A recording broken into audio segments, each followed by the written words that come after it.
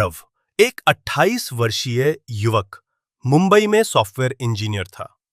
सब कुछ सामान्य था, नौकरी, दोस्त, लाइफ। लेकिन बीते कुछ हफ्तों से वो एक ही सपना बार बार देख रहा था। हर रात एक पुराना हवेली नुमा घर, एक लड़की की चीख और एक जलते हुए कमरे का दृश्य। हर बार उसकी नींद टूटती, दिल की धड़कन तेज हो जाती और पसीना पसीना हो जाता। वो सपना इतना वास्तविक लगता कि जैसे उसने खुद वो सब जिया हो। एक दिन इंटरनेट पर यूं ही स्क्रॉल करते हुए उसे उत्तराखंड के किसी गांव की तस्वीर दिखी। पलायनगर नाम था गांव का। उसकी धड़कन एक पल को थम गई।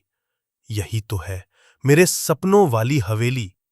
वो खुद को रोक नहीं सका, छुट्टी ली और उत्तराखंड निकल पड़ा, सिर्फ यह जानने के लिए कि क्यों एक अनजान गांव उसकी आत्मा को खींच रहा है। पलायनगढ़ पहुंचते ही उसे गांव के बाहर एक टूटी फूटी हवेली दिखी। वही, बिल्कुल वैसी ही जैसी उसने सपनों में देखी थी। जैसे ही वो अंदर गया, एक पुरानी लकड़ी की खिड़की खुद ब खुद खुल गई। अंदर दीवार पर उकेरा था एक नाम, आर्या। वो नाम देखते ही उसे झटका लगा। उसके सपने में भी वही नाम गूंजता था। आरव, मुझे बचाओ। गांव के बुजुर्ग से उसने पूछताछ की। बुजुर्ग बोले, बहुत साल पहले इस हवेली में एक प्रेम कहानी थी, आरव और आर्या की।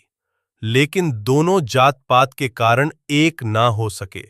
समाज ने उन्हें अलग कर दिया। आर्या ने उसी हवेली में खुद को आग लगा ली और आरव उसी दिन गायब हो गया।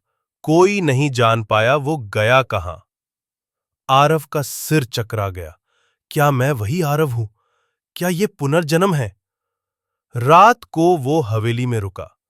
जैसे ही घड़ी ने 12 बजाए, कमरे की दीवारें कांपने लगी, ठंडी हवा चलने लगी और फिर सामने प्रकट हुई आर्या की आत्मा। सफेद साड़ी, गीले बाल और आंखों में आंसू।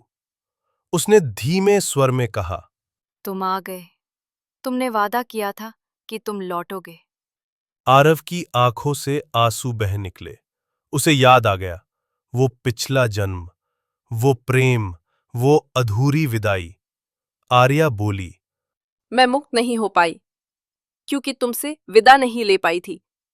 अब तुम लौट आए हो, अब मेरी आत्मा को शांति मिलेगी। उसने धीरे से आरव की ओर हाथ बढ़ाया। एक हल्की चमक से हवेली भर गई और आर्या एक शांत मुस्कान के साथ हवा में विलीन हो गई। अगली सुबह हवेली बिल्कुल शांत थी। आरव ने वहां एक दीपक जलाया और कहा, अब तुम जहां भी हो, खुश रहो।